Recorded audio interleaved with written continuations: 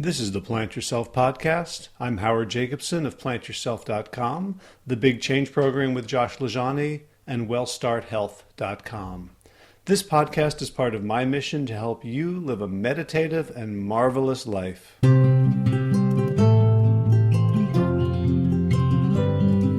first heard about today's guest, Emily Fletcher, from my friend Gio, who told me that she was one of his favorite meditation teachers.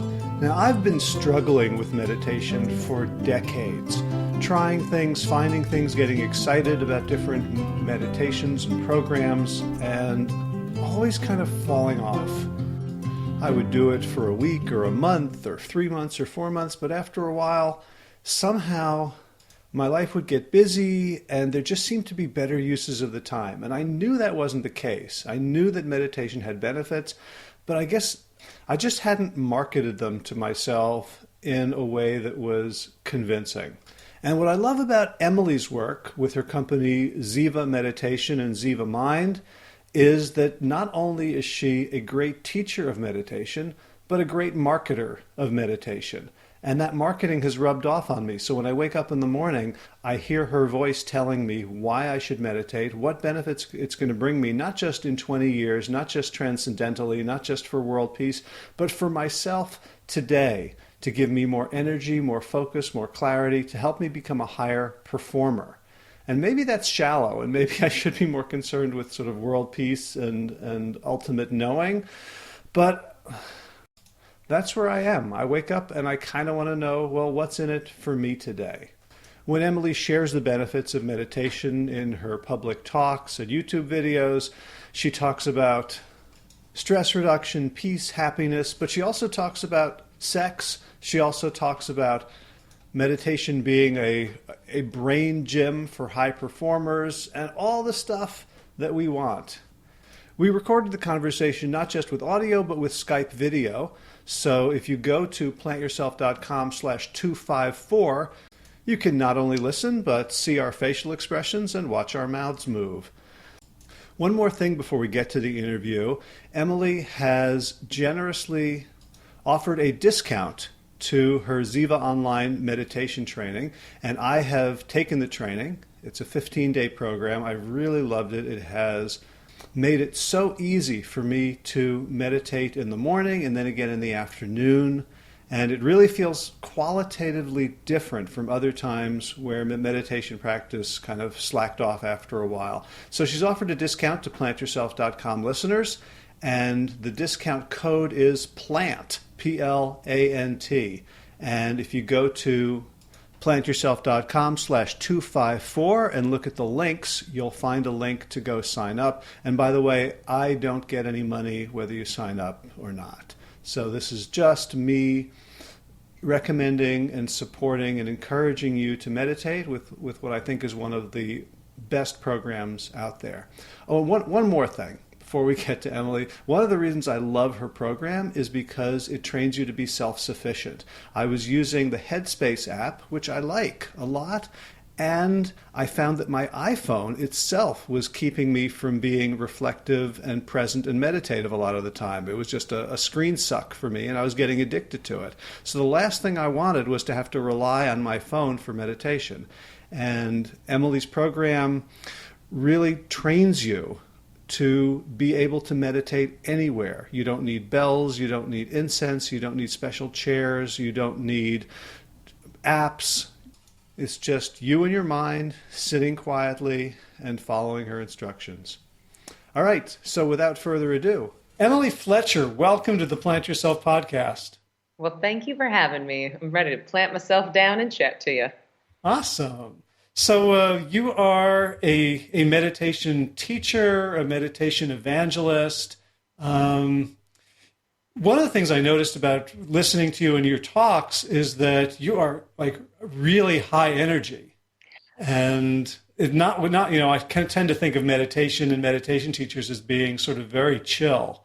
And, you tap dance during your talks and I do a lot of high kicks, a lot of splits. Yeah. And you're really out there. And so, I guess my first question is, how did you come to sort of meditation and mindfulness and this whole thing? Were you always sort of into that, or did it sort of fill or compensate or fill a need that you maybe felt before you got into it? Hmm. Well, no, I've not always been into meditation. I grew up in Tallahassee, Florida, about 7 minutes from the Georgia line. I grew up doing keg stands of Nat Light in the Walmart parking lot. I was, Florida's junior miss in 1997.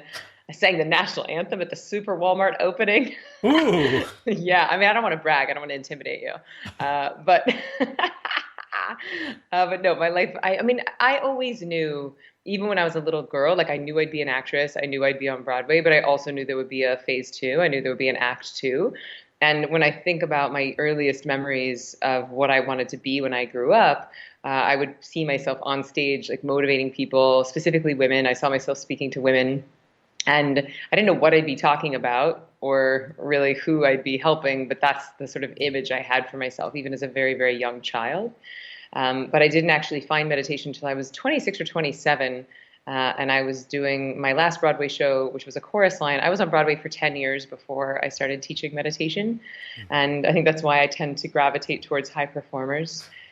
And that's why I really like working with high performers, is because I was one, I worked with one. When you are on Broadway, your voice and your body and your emotions literally are your instrument. And so you have to be in pretty peak performance shape all the time, even if you're sick, even if you're sad, even if you're tired. You have to figure out tools to be able to perform at the top of your game.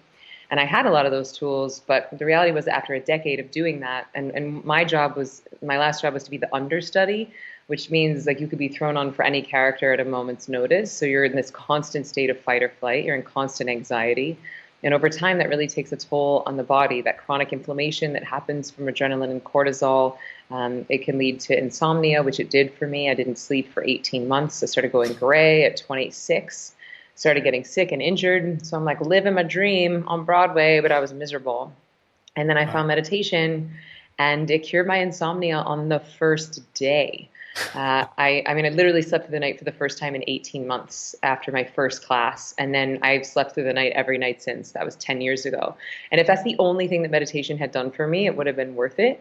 But then I stopped going gray. I stopped getting sick. I stopped getting injured. I started enjoying my job again. My relationships got better. My relationship with food got better. My relationship with my body got better. And so I just thought to myself, why does everybody not do this? So I left Broadway. I went and I started what became a 3-year training process to teach. And then I opened up Ziva in 2011. I think I graduated in December of 2010, and then I started Ziva in January of 2011.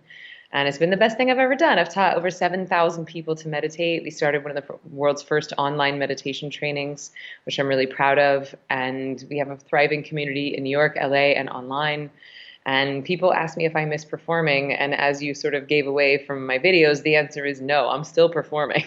I'm still doing my high kicks. I'm still tap dancing. I'm just being a ding dong. But now I'm performing, and it's my words. And now I feel like I get to be more directly a vessel for nature to use me to deliver fulfillment. I feel like I get to use my lifetime of performance training, but now more directly to help other people.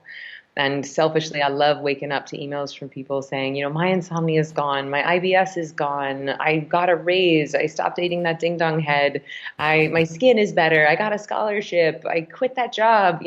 So I just like hearing people's reports of how using this tool to get rid of stress in their body helps them to perform at the top of their game. It's like a sort of ongoing standing ovation. Ha!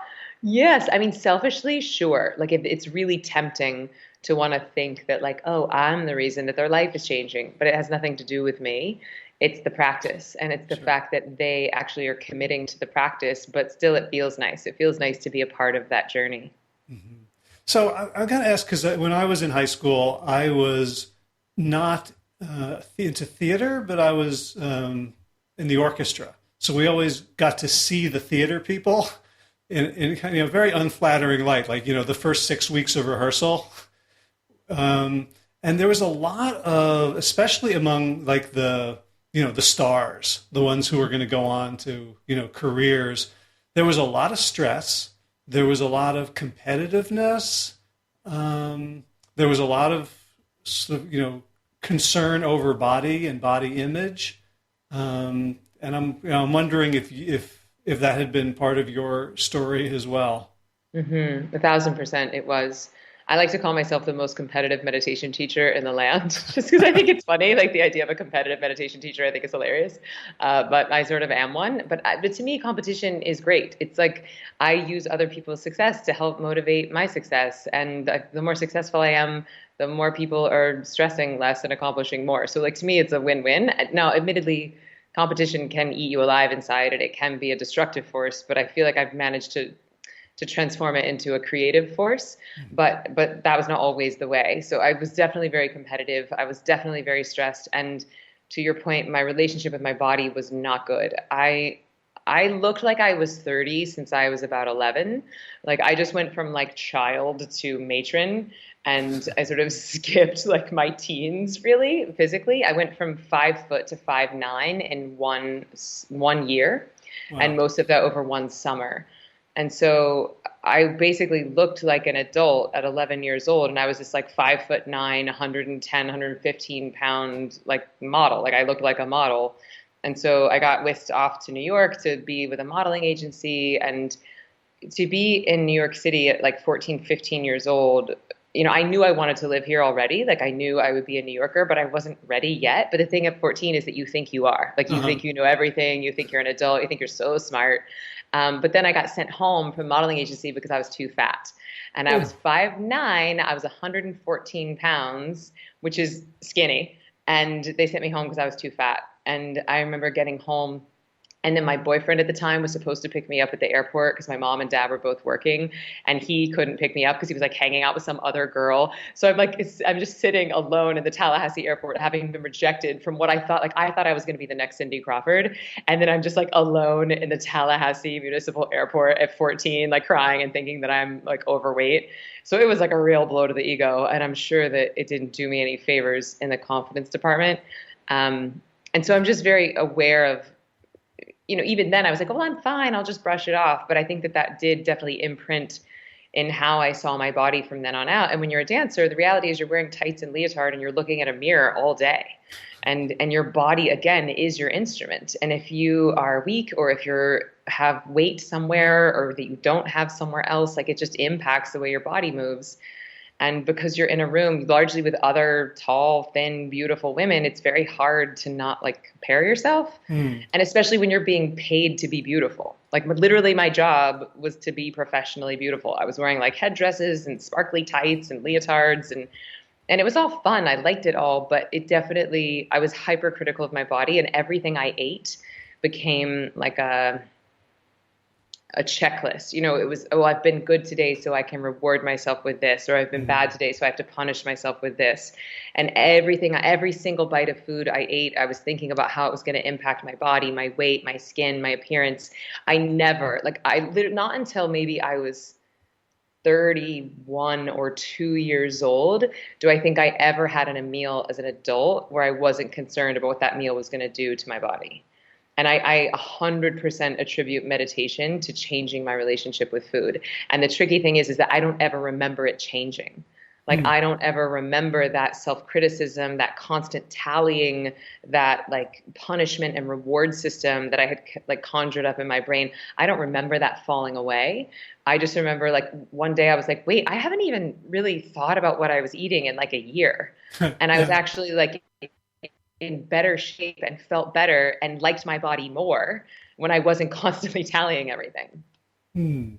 Well, so my experience with meditation, which has been sort of, very much the homeowners, the householders, 15 minutes, 20 minutes, not, day long or week long or, month long dark meditation, anything like that. I've never been to India. But one of the things that I grapple with as I sit there is the voice inside my head that is ultra critical of me, of the way I'm sitting, of I'm doing it wrong, of the thoughts I'm having. And I'm wondering, where you're 13, 14 years old, you're being treated kind of as a woman, and you're being judged on your looks, and you're being rejected for being overweight. And I'm sure, you must have tons of stories of like men looking at you in ways that would not be appropriate to look at a 13 or 14-year-old girl. And just, it must, like, the gap between feeling okay with yourself, in yourself, and the world that you had entered of, I am going to be judged by other people. Like, it seems like there's just a huge gap. And I'm imagining that meditation was a useful tool for you to sort of reclaim your own opinion of yourself. Yeah, I do think that what meditation gives you is the ability to be self-referral for your happiness instead of object referral for your happiness, because it's basically the only tool I've ever found that allows you to access your bliss and fulfillment in the only place that it resides, which is inside of you. And that's sort of what's happening on an esoteric level. But what's happening on a neurochemical level is that within 30 to 45 seconds of practicing what we teach at Ziva, your brain and body flood with dopamine and serotonin, which are bliss chemicals. And so you're literally flooding your brain and body with bliss, which makes you feel fulfilled, like actually fulfilled. And then you get to use your job, your looks, your sex, your dating, your food, anything that you're doing is an outlet for fulfillment instead of a place that you need to go to fill yourself up.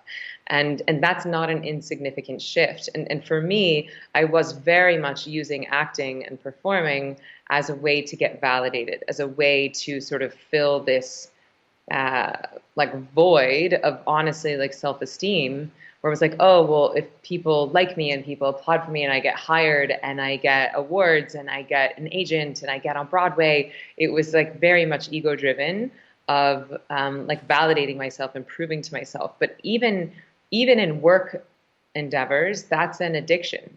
Anytime you're looking for your happiness outside of you, that's an addiction.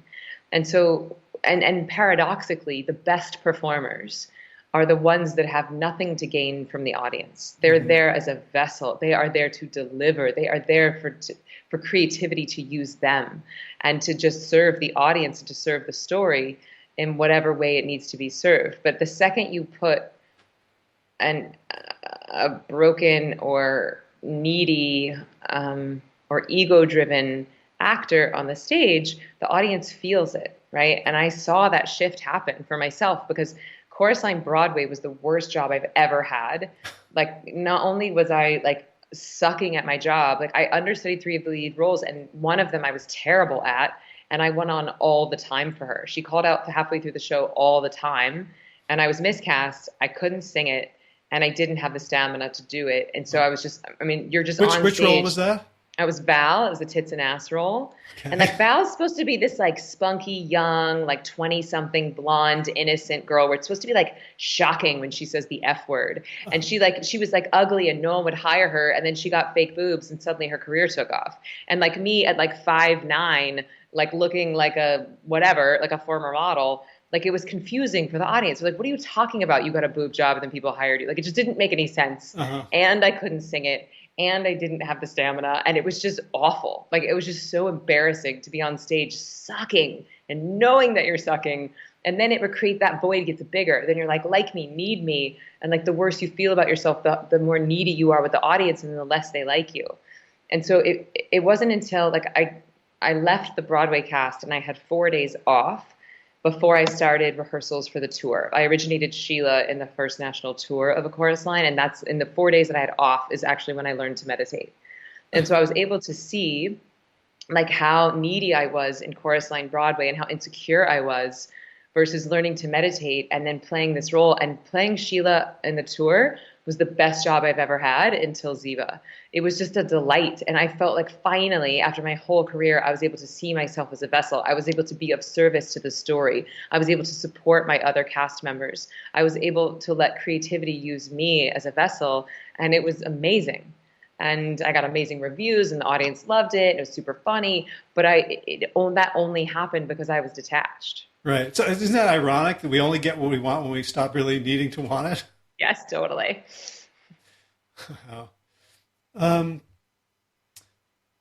So, one thing that just came to me was, Shakespeare's line, all the world's a stage. So I think we can generalize about, from being an actor on the stage to being an actor in the world, needing, like I can feel myself waking up in the morning and like I've got this cord, like maybe it's coming from my umbilical cord, and I'm looking for places to plug it in to get like unconditional love from, strangers, from family members, from friends.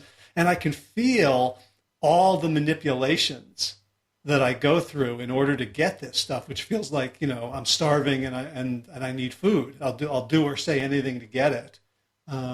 What are your thoughts on sort of generalizing from your experience as an actor looking for applause and all of us doing that like all of our waking hours? Yeah, well, so it speaks very much to this concept that I call the I'll be happy when syndrome, that most of us are eyeball deep in. I'll be happy when my boyfriend loves me more. I'll be happy when I have $1 million. I'll be happy when I lose 10 pounds. I'll be happy when I have a kid. I'll be happy when this kid gets the F out of my house. Like we just, like whatever's next, right? We just think whatever's coming next will be what makes us happy. It's that carrot that never really comes. And I think that a lot of people live their whole lives like that. And they just think, what's next, what's next, what's next, what's next? And then they die. And it makes me sad because a lot of people never have the tools or never have access to techniques that will help to plug them into their own fulfillment internally. So it goes very much back to that concept that I was talking about, where I feel like meditation transitions you from being need, looking to be fulfilled, and it turns you into fulfillment, looking for need. Because you're literally flooding your own brain and body with dopamine and serotonin. You realize that your happiness lives internally, that what you seek is in you. And then you start to approach situations from a place of what can I give versus what can I get. And then the paradoxical thing that happens there is that all that stuff that you want starts to show up by accident. Now, it's not an accident. It's a return on investment. It's a return on you getting your buns to the chair every day, twice a day. But that takes a little bit of time. Mm. So you say you had in your first day, your insomnia was cured. In 4 days, you were able to completely transform your relationship with your career. What the heck did you do, and what happened in those 4 days? So, I mean, I won't say that the transformation with my career happened in 4 days. Like it took a little bit of time. And there were a few other factors there as well. Like I went from understudying, which is the hardest job ever, to originating the best role in the show that I was very well suited for. So there were like a couple other factors. But ultimately that like neediness, that's the thing that was big. But it took more than 4 days. But the training itself was 4 days. It's actually, and what we do at Ziva now is just 2 hours a day for 4 days. And that's designed, like when I say the word meditation, what most people think of right now in the West is some version of mindfulness or a guided visualization or breath work or what you do at the end of yoga class or what's on an app. And all that stuff is great. And I'm so glad that it exists. But most of that is what I would call mindfulness. And mindfulness is basically the art of bringing your awareness into the present moment. And we could practice mindfulness right now. Like I could have everyone say, all right, take a breath and bring your awareness to the bottoms of your feet. And just feel your feet on the ground. Feel your feet in your socks or your shoes. Just really bringing your attention right here, right now to the bottoms of your feet.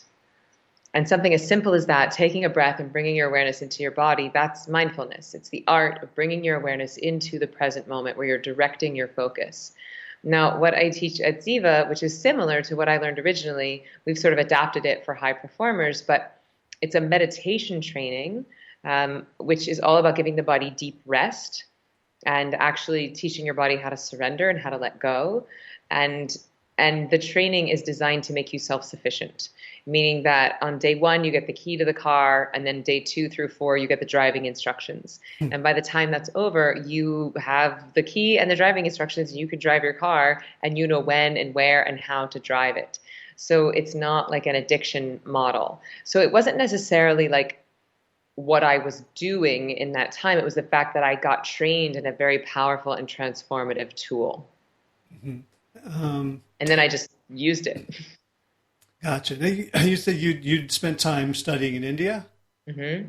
So what's there for us? Because I know in the West we can idealize and romanticize India, but there's also, as you said, there's apps, there's centers, there's teachers, there's books. What did you find in India that you didn't get here or couldn't have gotten here, or there's some sort of DNA there that we benefit from going back to the source? Well, I think that's exactly it, is that it is the source of a lot of the meditation and Ayurvedic and yoga tools that we use in the West today. Now, that's not to say that all of them are, that's not to say that these tools are exclusively found in India. Like almost every indigenous culture on every continent of the planet had some sort of a technique of de-excitation. If you look at the Incans, the Mayans, the indigenous populations of Australia, like Hawaiian shamanism, Native American traditions, like there are lots of different tools and techniques to shift consciousness and things you can, and people who are like walking on the bottom of the ocean for 7 to 10 minutes at a time. So like there's lots of things you can do to transform your brain and body that we just sort of have forgotten in our modern quote unquote civilized society. But I think that a lot of the techniques from India have preserved so well because India was just protected geographically. In the top, they had the Himalayas, and on the bottom, they had the two oceans. And so until like ships and airplanes and technology were invented to where we could traverse the oceans and the mountains, this stuff stayed pretty pure. So for 6,000 years, these techniques were passed down from teacher to student in a pretty unbroken lineage. And so I think that's why so many of the techniques we use today are coming from India. It's just because they didn't get killed out when we like eviscerated the original populations. And also the Indians were smart because when they did start getting invaded, they sent all the knowledge like up into the mountains, into the caves with the monastics because they were reclusive by nature. And so even if like the invaders came and killed out a whole town, there would still be a few recluses in the caves that still had the knowledge. So I think that's part of why so many of these techniques do come from India and not Australia or Hawaii or Native American cultures. So that's that. For me personally, I went to India to deepen my own personal practice. When I originally went, I didn't think I was going to become a teacher, but it was there where I was sort of rendered choiceless and my body just knew. I was like, oh, I'm going to teach this. And there was this fascinating moment where I had joined a group meditation in LA because LA was our second city on the tour for Chorus Line. And I was just looking, I just wanted to learn as much as I could. I wanted to meet as many teachers as I could. So I called this guy and I was like, hey, do you have any group meditations this week? And he's like, sure, come on over Wednesday at 6. And so I show up Wednesday at 6 and it's just him and his girlfriend. And I was like, well, this is not the group meditation that I was really interested in. And so I like sit there with like one eye open with my purse in my lap, meditating. And then afterwards we open our eyes and I see this photo on the ground, and it's this beautiful bridge, and there's a light at the end of this bridge. And I couldn't really tell if it was a photo or a painting, but it was just stunning, and I couldn't stop looking at it. And I finally looked at him, and I said, what is that? And he goes, that's Rishikesh. And I was like, what's a Rishikesh? And he said, that's this city in northern India. We take this retreat there every year. Are you coming? And I was like, no. And I looked at it again, and I said, when is it? He said, February. And I looked at it, and I said, yeah, I'm going to go. And so cut to 6 months later, the first leg of the Chorus Line tour is over. I'm about to turn 30 and I am in Rishikesh and we're going to meditate on the Ganges at sunrise and we're crossing this bridge. And as we cross the bridge, the sun is rising on the other side of the bridge and I see this light and it's the exact same photo, the exact same shot with this light at the end of the bridge and I stop.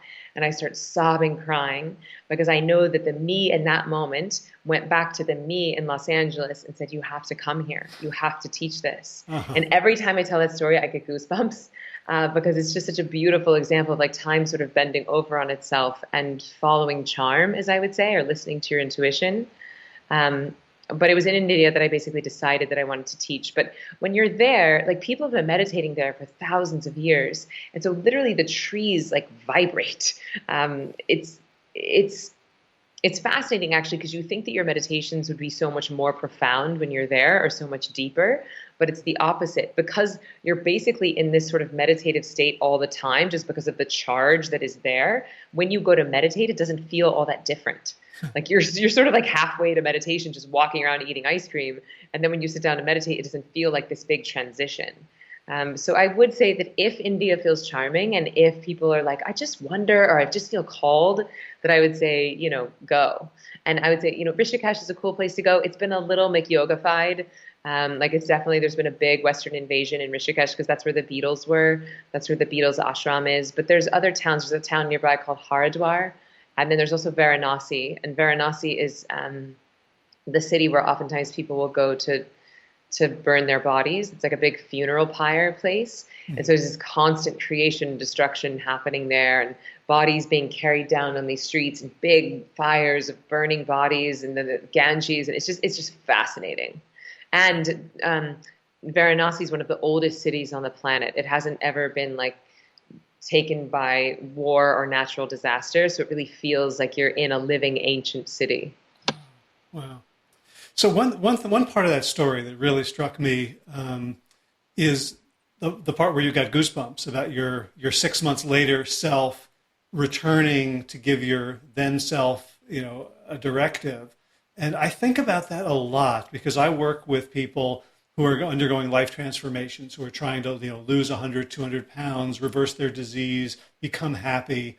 And I've seen and worked with enough people over enough time to, I'll talk to someone and say, gosh, can you imagine if you could talk to yourself then?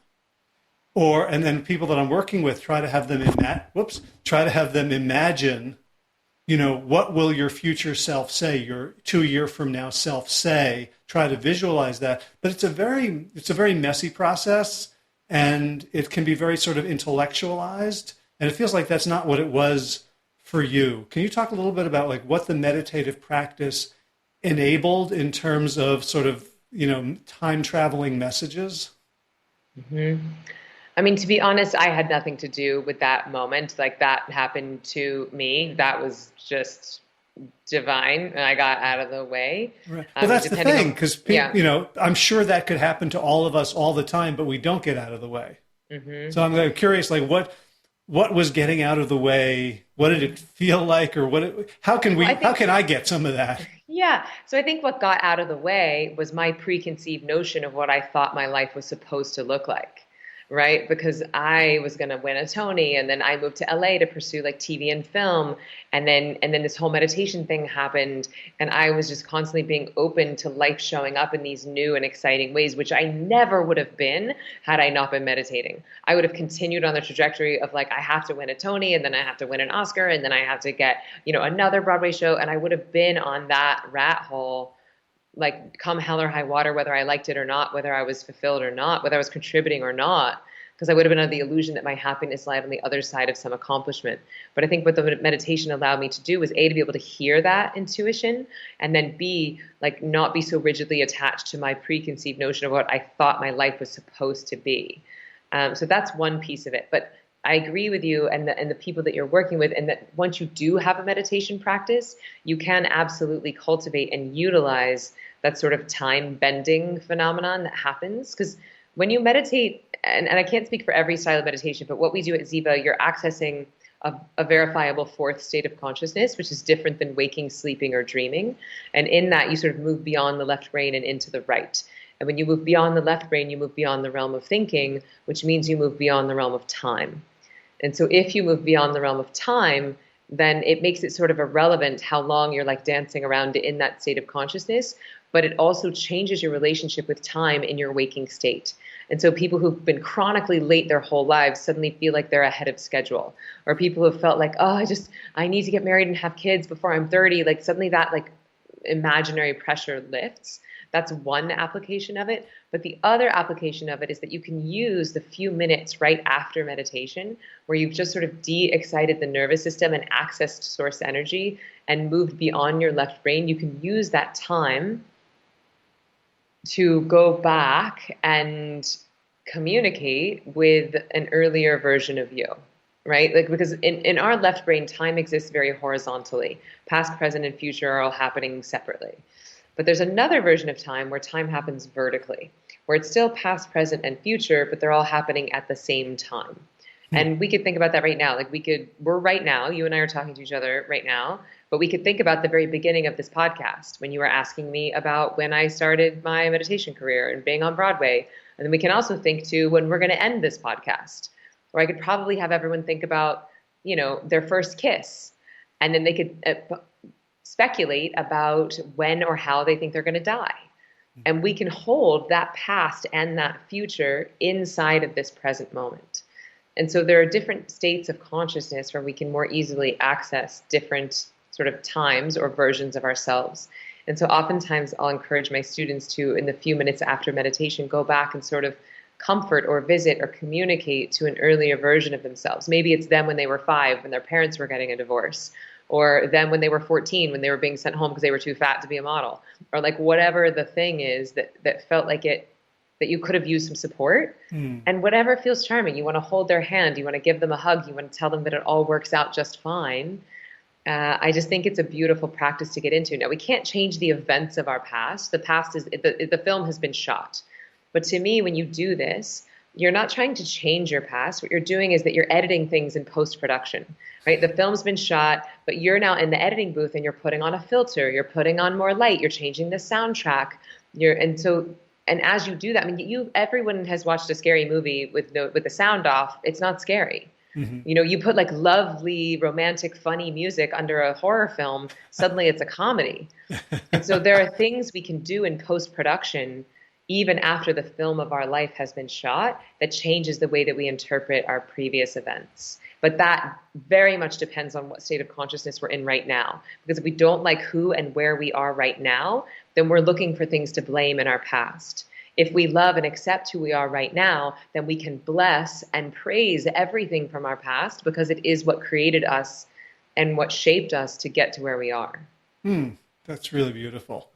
So one of the things I'm experiencing in this podcast is I keep forgetting my next question, which I don't write them down, but I usually have like a thought of where I'm going. But like there's something about the way you're grounding what you're saying that I sort of need a few seconds to take your time.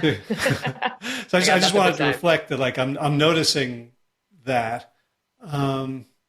So what I mean, you're talking about sort of your future self, time bending, which sounds very sort of science fiction or woo woo, but I know you're really science based, and sort of I love the the collaboration in your mind and in your work between sort of spirituality and science. Can you talk a little bit about when you started thinking about creating Ziva, like how you were going to be different from other meditation teachers or businesses or practices, and did sort of the science spiritual tension or handshake play a role in how you conceived it?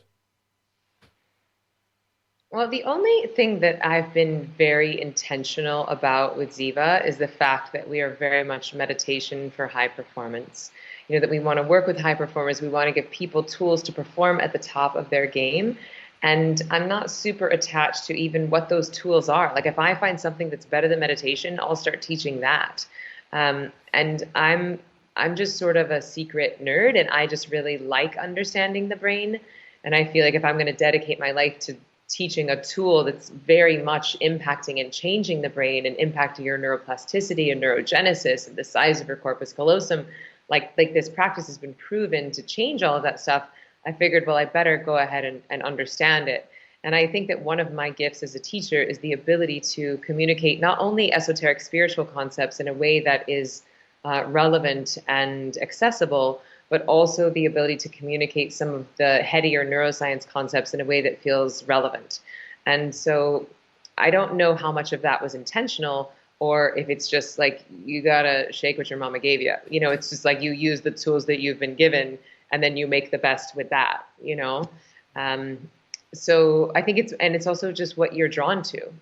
I like having fun. I don't think the meditation has to be so serious. I like neuroscience. I like performing. I like working with successful people that are shaping the consciousness of the planet. And so it's a combination platter of what are my unique gifts, and then how can I use those gifts to best be of service. That's beautiful. So now, I know you've given talks at Google, which are on the web, and I'm imagining at Google there's a lot of skeptics. There's a lot of people who are really into the science and prove it to me. So as you seek out this market of high performers, is there sort of a marketing mind that you apply to just bring them in until they can experience it for themselves, like the kind of all their spoken and unspoken objections? Yeah, that talk at Google was interesting because I had only been teaching for a very short amount of time. And if you watch the talk, like I'm really nervous in the beginning. Like there's so many comments where like, I can't believe this woman's even a meditation teacher. She seems so nervous. And like I was nervous. I was like convinced that this thing was gonna make or break my whole career. Like, I mean, I really was in the I'll be happy when syndrome. Because it's like Google, you know? And I Yeah. had only been teaching for like 5 seconds. And so it felt really make or break, which is not true. But I have to say that once I kind of calmed down, that group of people, that was one of the most receptive, kind, open, hungry, genuine audiences I've ever spoken to. And they had warned me. They're like, look, people might not show. They might be eating their lunch. They might be on their phones. They might be on their laptops. So like, don't let it throw you. Don't be offended. You know, this is like a lunch and learn. They're going to come in. They're going to leave early. And none of that happened. People weren't on their phones, they weren't on their laptops, they weren't eating, they didn't leave early, the room was packed. And I think it just speaks to like the popularity of, I mean, the fact that people came into the room speaks to the popularity of meditation. The fact that they were stayed with me speaks to, I think, my lifetime as a performer and also the validity of this technique. Now, I think because I liked working with high performers, I naturally do draw skeptics, and I'd say I specialize in skeptics. I mean, I live in New York. I teach in New York. You know what I mean? It's like they're the most skeptical. But if you can win them over, if you can get them convinced of the science, then they're the most committed because New Yorkers need it like medicine. Meditation's not like fun for them. It's effing medicine because this town costs you a lot to live in, you know? And so it's a way for people to sort of fill up their own reservoirs in a city that costs you so much. But as far as like the marketing goes, you know, I mean, at this point, like Ziva is a brand, and I'm proud of that brand. And a lot of people get really like bent out of shape. They're like, you know, how dare you like market meditation or make a company around it or charge money for it? And I just, I mean, I've been around and around and around with this with so many people. And to me, a business just means you provide a service and you receive compensation for that. And even back in the day, thousands of years ago, if you were like a monk or if you were wanting to learn this stuff, there would still be an exchange of energy. Like you would go and you'd have to apprentice someone for 5 years before they even decided if you were worthy of learning the technique. And the reality is like no one's doing that anymore, you know? And so the energetic exchange that happens is money.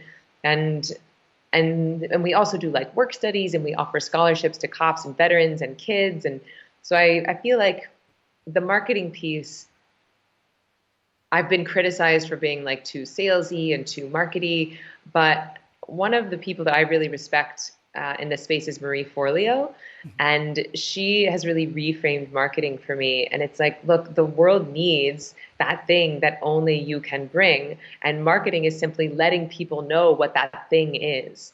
And I'm genuinely passionate about this tool. Like, I actually believe in my heart of hearts that meditation has the potential to eradicate unnecessary suffering from the entire planet.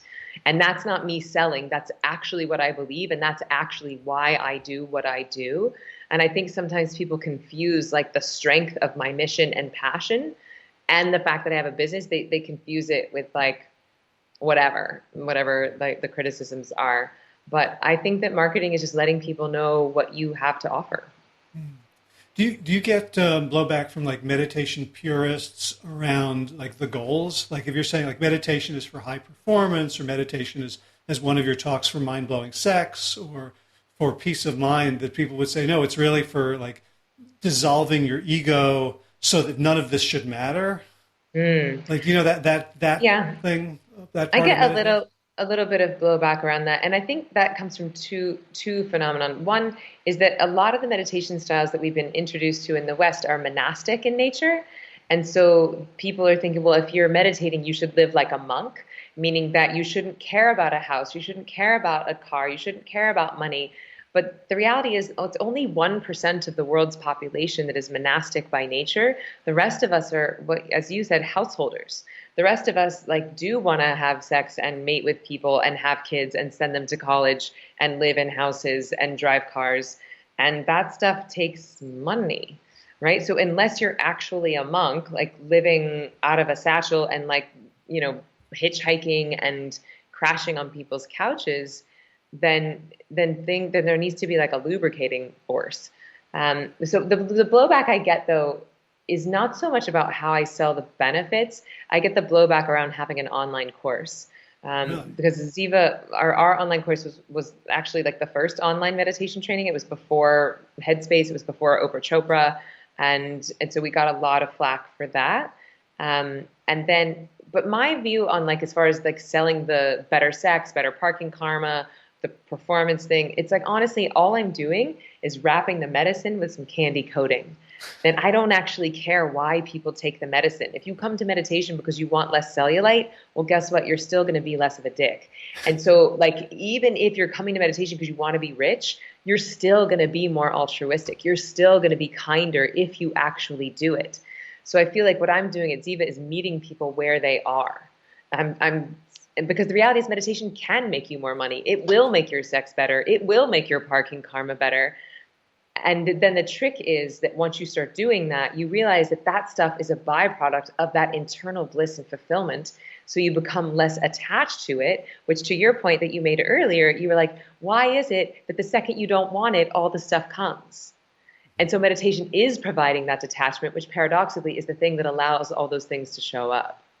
Right. So at a certain point, our brains have to like do a 360 or a loop-de-loop around that sort of paradox of desire. Like, I want it so bad, but then I don't. So I'm pretending I don't want it, but then I really don't want it. But. Yeah. I mean, you can definitely trick yourself for a while. Like that's what I used to do with acting. I was like, I would like just set my goals higher and higher and higher. So I was really detached about a few clicks below. And I think that's how I was on Broadway for 10 years because I didn't really care about being on Broadway. I just wanted to be doing bigger and better things. And so there's a way to trick that detachment, but ultimately that's not sustainable. You have to actually cultivate that detachment. But I don't think that comes from doing a 360 intellectually. I think that comes from having a tool that actually is giving you access to your fulfillment inside. Mm. So let's talk about my people, the people who I work with and who listen to the podcast. One of the things that constantly comes up is that they have goals, values, ideals. The people who listen to this podcast tend to be very passionate about wanting to make themselves better and wanting to make the world a better place. And yet there's this knowing doing gap, this wanting doing gap where they can't stop binging, or they wake up in the morning and hit snooze 9 times instead of going for their run. So I do a lot of work with mindfulness around, feeling the feeling as it occurs, interpreting it as sensations in the body rather than these, desires and all the mental chatter. What is the kind of meditation that you teach? What does that have to offer us if we want to live according to our values, priorities, and goals? Such a good question. And I have 2 big concepts to communicate here. One is the difference between software and hardware. Software would be like an operating system. Hardware would be like the computer itself. And software would be any self-help book you've ever read, this podcast, any lecture, any sermon, even, religion, self-help books. Like these are all operating systems. And most of us have read too much software. We're living in the information age. And, one person says be vegan. One person says eat grass-fed meat. One person says eat dairy. One person says don't eat dairy. One person says exercise. The other person says don't exercise. Meditate, don't meditate. Clear your mind, don't clear your mind. And so there's so much information out there, oftentimes conflicting, that stuff can sometimes stress us out. And if you're trying to download very, very advanced software on a stressed out PC old computer from 1995, then there's a disconnect. And that's what most of us are doing. We've watched the TED Talks, we've read the books, we've read the Wikipedia pages, we've gone down the YouTube rabbit holes, we have educated ourselves. Our intellect knows what we are supposed to do. If I were to give every single person listening to this $10,000 and a plane ticket to Tahiti and say, write a book on how you should live your life, everyone could do it. Sleep, exercise, eat vegetables, call your mom more often. It's not that hard. It's literally not that hard. And none of us are doing it because we don't act in accordance with what we know. We act in accordance with the baseline level of stress in our nervous systems. So when the human body is stressed, you launch involuntarily into a fight or flight stress reaction. And when you are in that state of consciousness, your 300 million year old meat suit is doing everything it can to stay alive. And this is a quote from my friend Dave Asprey. He says, when you're in fight or flight, your meat suit is basically going to try to fight, feed, or the other F word, everything it can find. Right? It's doing anything it can to procreate, to keep alive, to keep the species evolving. And that includes eating as much fat, as much sugar, as much salt as it can, having as much sex as it can, and fighting any opponents threatening its survival. But here's the trick.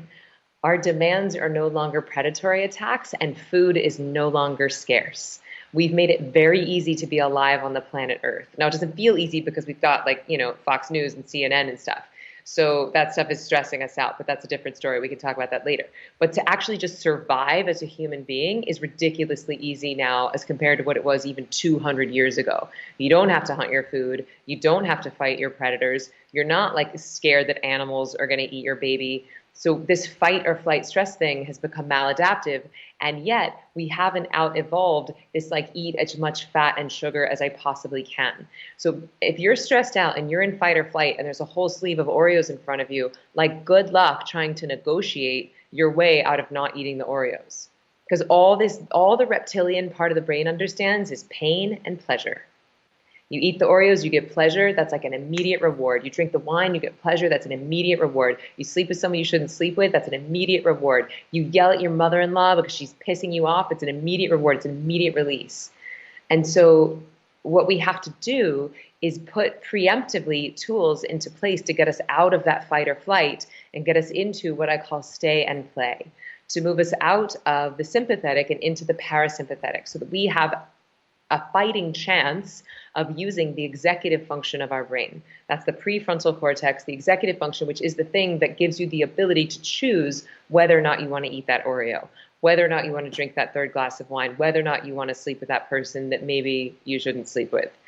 And so it's really a question of not getting more information, but rather eradicating the lifetime of stresses that we've all been accumulating in our nervous system so that we have access to the full brain power and executive functioning that we were gifted as humans.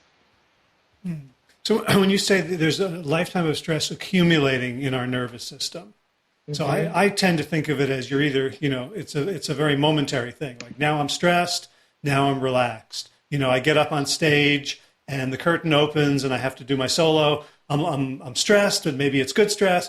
And then then the show's over and I can sit back in my dressing room and crack open a beer. I'm relaxed. But you're saying that there's imprints. It's that the stress that happened 5 years ago didn't really go away.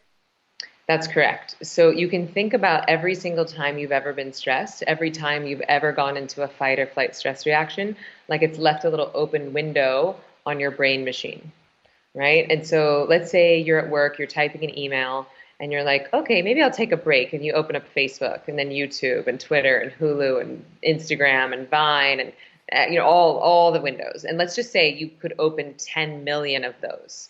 And they're like, maybe I should get back to work. And then you go to type that email and your cursor is about 20 spaces behind. And you're like, stupid computer, can't even type an email. I'm so distracted. I'm so anxious. I'm so depressed. It's like, well, this computer is infinitely capable of typing that email, but not when it's using all of its computing and battery life to run all these open, irrelevant windows. And those are called PCCs, or precognitive commitments. And by the time we're 20 years old, the average American has about 10 million of those in our brain machine. And so what meditation is doing is that it's going in and it's maximizing all of those windows so that you can click X and get rid of it. It would be so great if we could just sweep it away, but that's not how nature works. Things have to get highlighted for deletion. And so that's why when most people start Ziva, there's actually a period of emotional and physical detox that happens. And that's really confusing for people because no one talks about it because it's a terrible sales pitch. Yeah. Because who wants to be tired and sad and angry when they start a meditation practice? But the reality is your body's a perfect accountant. So every Dr. Pepper, every Taco Bell, every breakup, every all-nighter, and every time you've been in fight or flight, that stuff gets lodged in your cellular memory. And it's impacting not only your mitochondrial health, which is the energy center of your cells, it's actually impacting your DNA, your actual genetic code. Gosh, I'm just going through all my all-nighters and I know. Look, I lived my life in my 20s. yeah. So when you say, I mean, I love the metaphor of you actually have to, highlight for deletion. You have to kind of look at it. You're not trying to circumvent or shortcut or just, click the empty trash button. You've actually got to, pay for everything. Do you worry that people are going to open things that they're not equipped to open? Sometimes. That's why when I made the online course, I made it intentionally gentler than what I teach in person, because I had no way of knowing if people were going to finish. I couldn't be in the room with them. I don't know if people are dealing with PTSD or depression or anxiety. And so I made it by design gentler than what I teach in person, because that unstressing, that detox can be very intense. And, I've been through intense periods of it, and I've helped over 7,000 people through it. And so it doesn't scare me anymore. And that's really when my job becomes a job. And there are some people that are not equipped to deal with it. And a lot of people, I recommend that they get support and that they have a therapist and that they're using other healing modalities to really create a catharsis and to move the energy up and out. I mean, it's quite rare. Like, most people are like, they cry for a couple of weeks and they need to take some naps and they're a little irritable. And that's like people are willing to pay that price for the rest of their life of bliss and fulfillment. But occasionally, especially if people have dealt with combat, like PTSD from combat, or if there's been like violent rape, or if they've been sex trafficked, there are things that can be very intense as it comes up and out. And I'm not a doctor, I'm not a therapist, and I'm not pretending to be. And so I'm pretty quick to say, like, when I need to bring on help and when they need to bring on help. Right. But I guess the corollary of that is, given support, the meditation that you teach is actually curative or healing for these things that Western society doesn't know how to deal with. Yeah, there's been some cool new research coming out saying that the combination of these sort of like self-induced transcendence styles of meditation, that combined with EMDR, the light therapy, that this can be a really, really powerful combo for dealing with PTSD around both combat and sex trafficking or sexual trauma. Wow, that'd be great. If I could bother you later for a link to the study, I'll put that in the show notes. Mm. Yeah. So before I let you go, I do want to preface that I've never done EMDR, so I can't speak to it personally, but I know people that have had great success with it. Great, thanks. Before I let you go, I just want to talk briefly. Speaking of marketing, your talk on mind-blowing sex. I thought that it was so interesting and so funny, and yet totally respectful of what sexuality is and can be and should be. Could you kind of give us the Cliff Note version of why, if we want to have good sex, we should meditate? Sure. Well, thank you for saying that, by the way. I appreciate it. The funny thing about that talk is that I wasn't supposed to give it. Like, I was only scheduled to give one talk at that festival, and then someone canceled, and they're like, do you want to do another one? And I was like, okay. And so I sort of like got on stage and was winging it a little bit. But I had already written an article on that subject, so I'd done the research around it. But basically, if you think about it, if your body is stressed, and this is going to sound a little antithetical to what I was just saying, so I'll clarify in a second. But if your body is stressed, if you're really like in fight or flight and you're like worried about like immediate survival, then like the last thing your body's interested in is like procreation, right? It's like if you think you're literally about to be killed by a tiger, you're not like, oh, let me go get pregnant right now, or impregnate someone. And so when you're stressed, like acute stress, your sex drive goes to the back burner. So that's one way that stress can impact your sex.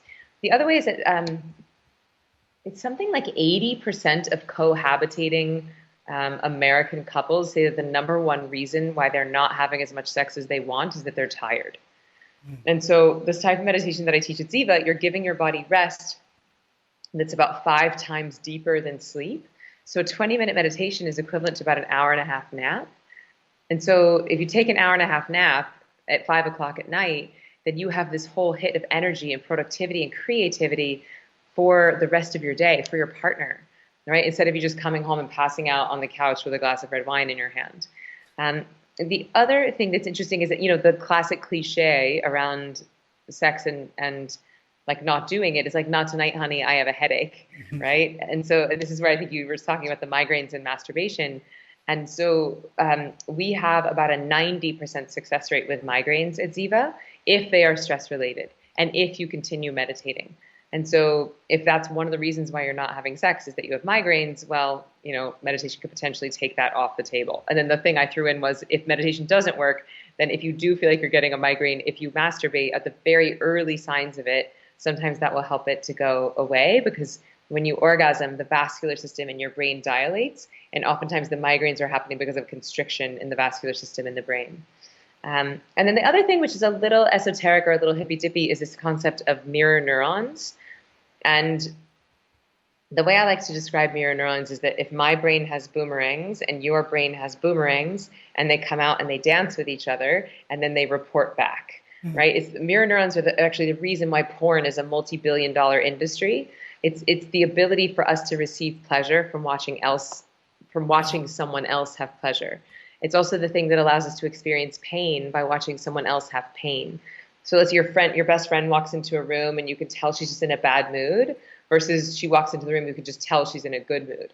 That's mirror neurons. There's also some visual cues as well, but a lot of that is happening energetically. And so my hypothesis here is that as you start meditating, as you're increasing neural activity in general, your mirror neural activity also increases. And so your ability to sort of like intuit what your lover's into, it's like your lover is going to think that you're psychic, because you're sort of going to know what they want before they want it. And also, the more that you see them getting pleasure, the more pleasure it gives you. And so it becomes this generous upward spiral, instead of like, what have you done for me lately? Or like, let's get this over with. Or even sex becoming an I'll be happy when syndrome, and just sort of racing to the finish line. Sort of like when you're talking to the microphone and you're placed, the monitor's placed badly, and it's that feedback to this like huge, like if you're getting pleasure from your partner's pleasure, and they're getting pleasure from your pleasure, then it's this upward spiral. To the moon. The speaker analogy is actually a really good one with the mirror neurons, because if you have like two speakers, I think like if they're placed in the right position, then it's not twice as powerful for the audience. It becomes exponentially powerful. And same with three speakers. It's not 3 times more powerful. It's to the 3rd degree more powerful. And so I think that there's an interesting corollary that could happen energetically as you are giving and then they're giving, and each person is getting pleasure from seeing the other person pleasure. It becomes an upward spiral versus a spiral of take and need. Right. I'm not sure whether you just gave scientific rationale for threesomes, but. I hope so. So yeah, I've got to let you go. But for tell us about Ziva and where people can find it, and who should explore. So you can check us out. Everything that we have, you can find at Ziva, Ziva, Ziva, which is a Sanskrit word that means bliss. So zivameditation.com. And we have hundreds of videos and articles and podcasts on there for free if you want in the Ziva Vault. We also have an online training. The one we have right now is going away in February of 2018, so I'm not sure exactly when this will air. But our online training as it exists now is going away February 10th of 2018. And then we're launching a brand new one called Ziva Online, which I'm really proud of. It's been 5 years in the making.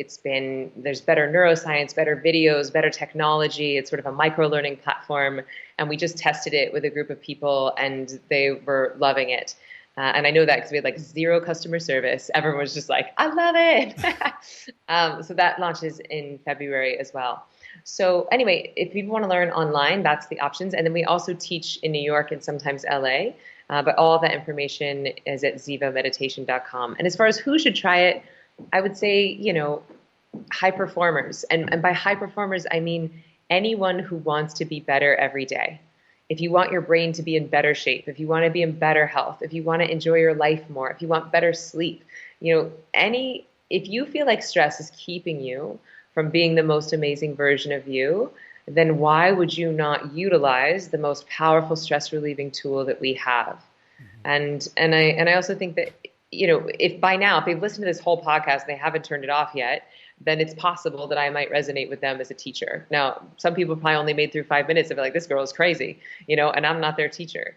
But I always think that we find the person that resonates with us in the time that is meant. Right. So the objection I'm hearing in the back of my head from people is like, well, that sounds great, but I've never been able to meditate. I don't have the time. What kind of time commitment are we talking about ongoing after the training? So, well, the training itself, so Ziva Online, which is our new one, it's about 15 to 20 minutes a day for 15 days. And I made it 15 days on purpose so that you really have some momentum going by the time you finish. And then once you graduate, the practice itself is 15 minutes twice a day. But here's what people are actually saying. When they say, I don't have time to meditate, what they're actually communicating is, I don't know how to meditate. Because if you know how to meditate, the return on your time investment is exponential. You start needing less sleep. Your to-do list used to take you 5 hours starts to take you 3. Your creativity increases, your productivity increases, and you can't imagine not meditating because stress makes you stupid. So if you know how to meditate and you have a tool that's designed for you, then this I don't have time thing becomes totally irrelevant. It's just that most people, because meditation is simple, they think they should already know how to do it. And so, but the reality is meditation is like any other skill.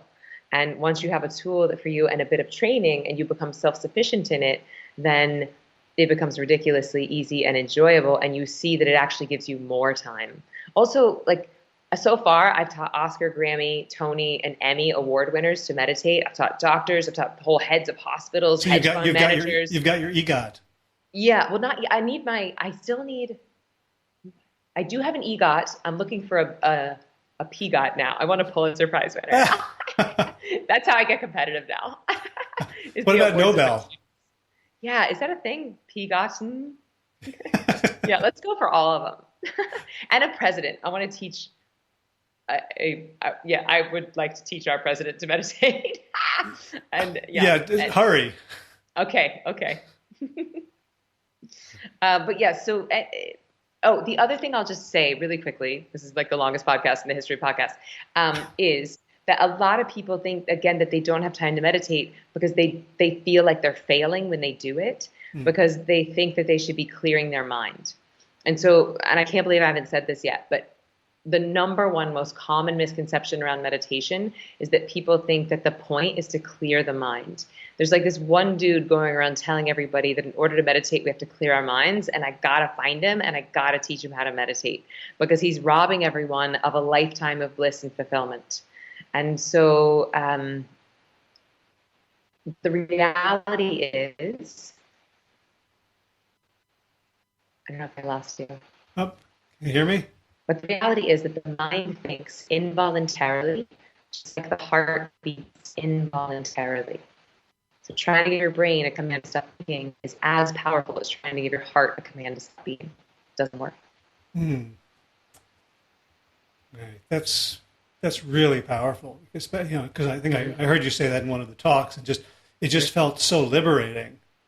It is the most liberating. Because otherwise you're just sitting there being like, I suck, I'm having thoughts, this sucks. And then you quit. Because who wants to do anything for very long that you feel like you're failing at? Right, so true. So it's at zivameditation.com. If someone can't wait for February, for the second one, do you have a deal where if they sign up now, they can get the other one? I don't want people to wait till February. The world is too funky. Yes, we need it now. So yes, we just discounted it today. I don't want to quote a price because I don't actually remember, and they're literally putting it up on the website today, but there is a big discount on our old training because it's only available for another 9 weeks. And then also if you do this training, then you get like $200 off the new training when it comes out. Like we take really good care of our folks, and we want to support people as much as we can.